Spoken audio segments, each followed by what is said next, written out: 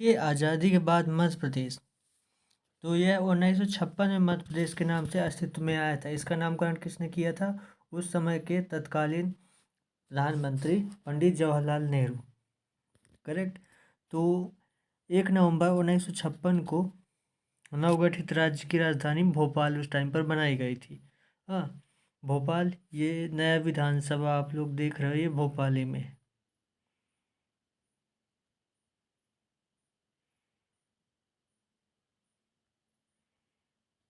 ये भोपाल आपको दिख रहा है। तो भोपाल बनाई गई थी उस समय जब भोपाल बनाई गई थी राजधानी, तब उस समय एमपी के 23 डिस्ट्रिक्ट थे। लेकिन यह अब एग्जाम में नहीं आएगा, यह एग्जाम में आएगा करंट डिस्ट्रिक्ट कितने हैं राज्य में। ये आप लोगों को कमेंट बॉक्स में मुझे बताना है, क्योंकि कुछ ज़्यादा टफ क्वेश्चन नहीं है, ये आप लोग बता सकते हो। तो मध्य प्रदेश राज्य का गठन 10 दिसंबर 1953 में फजन अली की अध्यक्षता में, तो किसकी अध्यक्षता में ये आ सकता है क्वेश्चन? फजल अली की अध्यक्षता में हुआ था। करेक्ट। और गठित राज्य पुनर्गठन आयोग की जो सिफारिश की गई थी वो फजल अली, या फिर इसको हम ये भी बोल सकते हैं फजल अली आयोग की सिफारिश से हुआ था। ये आपको याद रखना है। और कब हुआ था? 1 नवंबर 1956 को। ये आपको समझ में आ गया। अब 1 नवंबर 2000 को क्या हुआ था कि जो पूर्वी मध्य प्रदेश, पहले छत्तीसगढ़ और मध्य प्रदेश, पहले पूर्वी मध्य प्रदेश और पश्चिमी मध्य प्रदेश दो पार्ट हुआ करते थे, लेकिन इतना बड़ा एरिया हो जाता था उस समय पर। एमपी एरिया के हिसाब से पूरे भारत में सबसे बड़ा राज्य था, तो एडमिनिस्ट्रेशन में प्रशासन करना कठिन पड़ता था। तो जैसे प्रशासन करने में कोई जिला बहुत बड़े हो गए तो उनको बांट दिया जाता है, आबादी ज़्यादा बढ़ जाती है तो दिक्कत होने लगती है। जैसे आप ही के एरिया में यदि बड़ा क्षेत्र होगा, बड़ा सबसे नीचे लेवल पर जाती है, बड़ा गांव होगा, बहुत सारी कंप्लेन आती होंगी, कोई कहीं कुछ हो गया तो इसको बोलते हैं प्रशासन करना। तो जो प्रशासनिक अधिकारी होंगे उनको दिक्कत होती होगी, तो वो क्या करते हैं, जो पंचायत होती है उसको दो भागों में तोड़ देते हैं यदि मुश्किल हो जाता है प्रशासित करना वहाँ। तो इसी प्रकार क्या हुआ था कि मध्य प्रदेश को दो भागों में तोड़ दिया गया था। तो जो पूरी मध्य प्रदेश था उसको बना दिया गया 1 नवंबर 2000 को। पूरी मध्य प्रदेश को के जो 10 जिले थे उन्हें अलग करके छत्तीसगढ़ राज्य बना दिया गया। करेक्ट।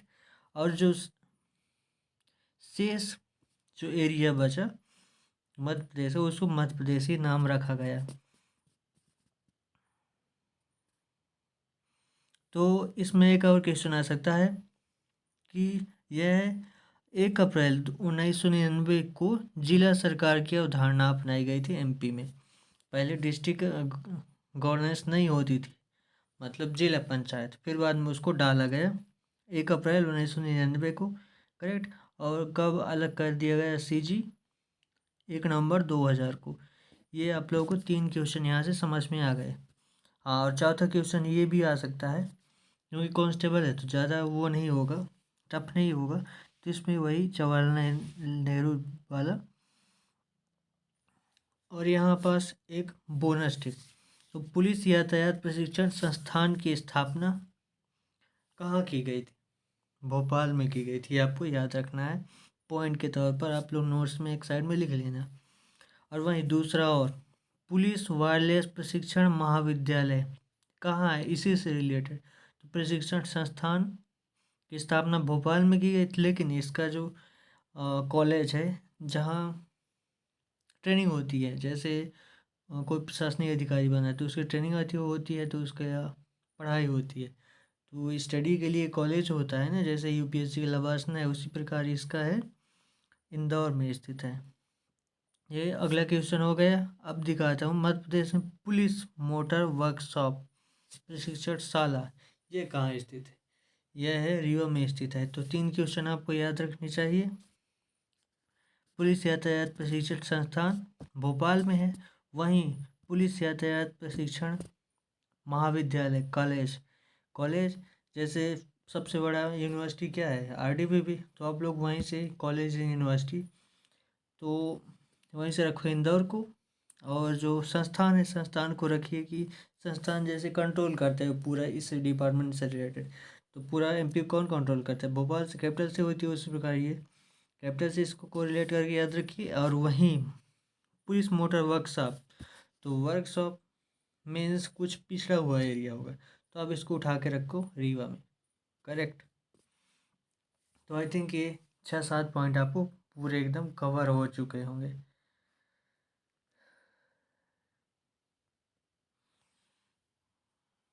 और यदि अभी आप कमेंट में करोगे तो ये जो मैंने वर्कशॉप वगैरह बताया, इनको नया जब लेक्चर आएगा तो उनको अलग से इस मैप में पूरा दिखा दिया जाएगी कौन कहाँ है। हाँ, तो प्रमुख संस्थाएं अब देखते हैं मध्य प्रदेश की प्रमुख संस्थाएं कौन कौन सी हैं। तो मध्य प्रदेश में संस्थाएं जैसे, तो संस्थाएं इंस्टीट्यूट, तो इंस्टीट्यूशन कैसे, जैसे कहीं भी कुछ दिक्कत आती है तो एक इंस्टीट्यूट पहले समिति बनाई जाती है, फिर उस समिति से पूछा जाता है कि इसमें क्या क्या कर सकते हैं। उस समिति में बहुत बड़े बड़े ऑफिसर्स होते हैं या फिर बहुत ही स्कॉलर्स होते हैं, मीन्स जो बहुत पढ़े लिखे होते हैं, तो उनको सम्मिलित करके उनसे राय मांगी जाती है गवर्नमेंट के द्वारा। अब इसमें कुछ भी हो सकते हैं, कहीं कुछ प्रोफेसर हो गया, कोई पीएचडी होल्डर हो गया, कोई बहुत बड़ा रिसर्चर हो गया, ऐसे लोगों को डाला जाता है इस प्रकार की समितियों में। तो पहले हम देखते हैं लोकायुक्त संस्थान। लोकायुक्त संस्थान वही जो लोकायुक्त अभी बनाया जाता है। अब बताइए कि लोकायुक्त सब किससे पहले किसने मांग की थी? हाँ, एमपी में। वैसे तो आपको ऑल इंडिया में पता होगा कि अन्ना हजारे जी ने किया था, वो 2014 के टाइम पर अनशन वनशन किया करते थे। 2012-14 इस टाइम की बात है। तो लोकायुक्त संस्थान तो समझा के मैं पहले बताता हूँ। तो देखिए, लोकायुक्त संस्थान की जो स्थापना के लिए सर्वप्रथम जो बिल लाया गया था वह 1975 में कहाँ लगाया गया था? मध्य प्रदेश की विधानसभा में सबसे पहले लाया था। सोचिए उस टाइम की बात है। लेकिन लेकिन क्या हो, ये लोक आयुक्त किस लिए होता है? लोक आयुक्त जो होता है, देखिए, इनकम टैक्स कोई चोरी करता है तो इनकम टैक्स इंस्पेक्टर आते हैं, इनकम टैक्स पुलिस से आगे छापा मारती है। उसी प्रकार जीएसटी कोई चोरी करता है तो जीएसटी डिपार्टमेंट छापा मारता है। तो मतलब कुछ भी चीज़ होगी तो उस डिपार्टमेंट, कुछ किस प्रकार की चोरी हुई तो उससे रिलेटेड जो डिपार्टमेंट है वो छापा मारेगा। लेकिन ये सारे ऑफिसर्स हैं, नेता लोग हैं, तो इनके घर में कौन छापा मारेगा? तो भ्रष्टाचार को रोकने के लिए एक पुलिस बनाई गई, उसका नाम है लोकायुक्त। तो वो ऑफिसर्स के घर में छापा मारता है। तो लोकायुक्त आपको समझ में आ गया है। तो 1975 में तो आपको समझ में आ गया कि मध्य प्रदेश में लाया गया था। लेकिन क्या हुआ अब, क्योंकि नेताओं और पुलिस पर छापा मारने वाली चीज़ है, इसलिए नेता पुलिस, तो नेता इसको, तो पुलिस तो डायरेक्टली तौर पर स्टेट गवर्नमेंट के अंडर में आती है। तो वो जो संविधान के बारे में जब आगे आपको पढ़ाया जाएगा तो उसमें देखा जाएगा स्टेट का मैटर है पुलिस, तो डायरेक्ट तौर पर यहाँ पुलिस गवर्नमेंट के अंडर में है। तो गवर्नमेंट क्या होता है, अब गवर्नमेंट में आते हैं नेता, तो नेता लोग इसको पास नहीं होंगे, तो नेता में कौन आते हैं? एमएलए, जो मेंबर ऑफ लेजिस्लेटिव असेंबली होंगे, लेजिस्लेटिव असेंबली। तो मीन्स एमएलए मीन्स विधायक लोग। विधायक कहाँ बैठते हैं? विधानसभा में। तो वो लोग इसे पारित नहीं होंगे, तो फाइनली ये पारित नहीं हुआ।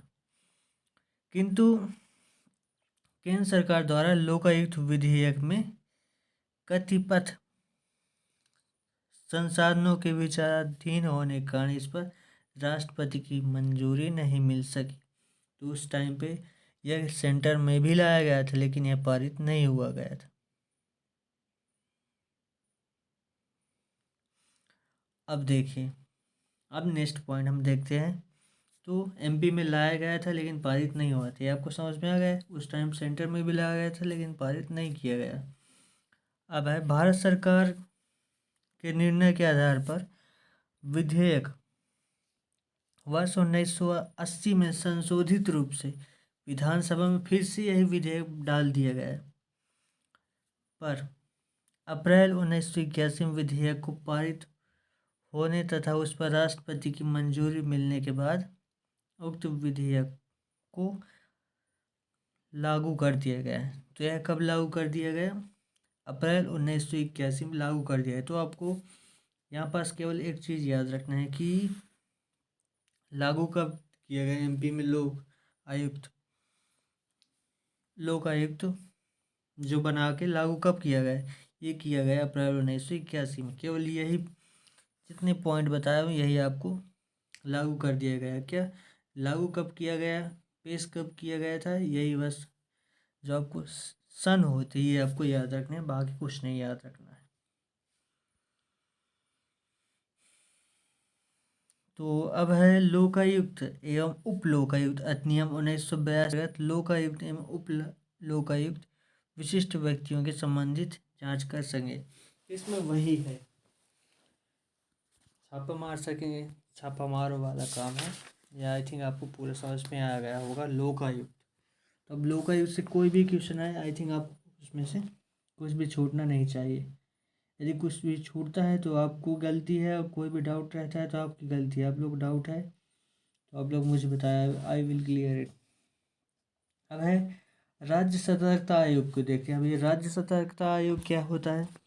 तो भारत सरकार के द्वारा भ्रष्टाचार, तो सेंट्रल गवर्नमेंट के द्वारा जो करप्शन है, भ्रष्टाचार को रोकथाम के लिए यह एक सुझाव दिया गया है कि हम सतर्कता आयोग लाने चाहिए। तो इसी के आधार पर जैसे अभी तत्काल के पीएम कौन है? मोदी जी हैं। तो जो भी कहते हैं तो वो सीएम साहब उनके पीछे पीछे काम करते हैं, जो भी वो काम करते हैं। तो सिंपली उस टाइम पर भी यही होता था जो अभी हो रहा है, ये पहले भी होता था और होता है और होता ही रहेगा। नेतागिरी में कोई एडवांस चीज़ नहीं होती।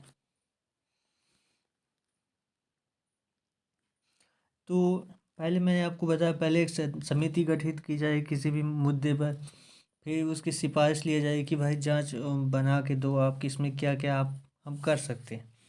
तो इसीलिए सतर्कता आयोग के लिए जो श्री के सन एक मिनट जो श्री के तो मिस्टर के संथानम की अध्यक्षता में, तो श्री संथानम कमेटी बोल सकती है, फिर श्री संथानम की चेयरमैनशिप में अध्यक्षता में एक कमेटी का गठन किया गया, फॉर्म किया गया। यह कब फॉर्म की गई थी? फरवरी 1963, तो फरवरी 1963 में।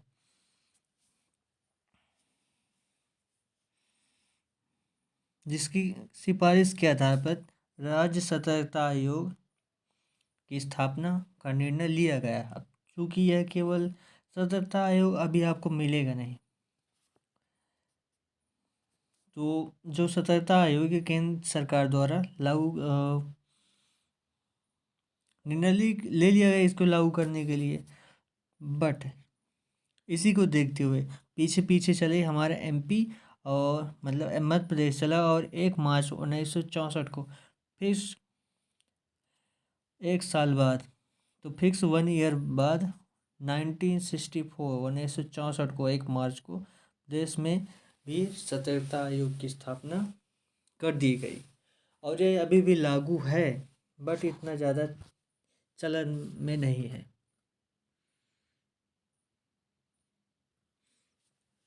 तो यहाँ आपको समझ में आ गया रोकथाम, यही सतर्कता आयोग को आई थिंक मर्ज कर दिया गया लोक आयुक्त में।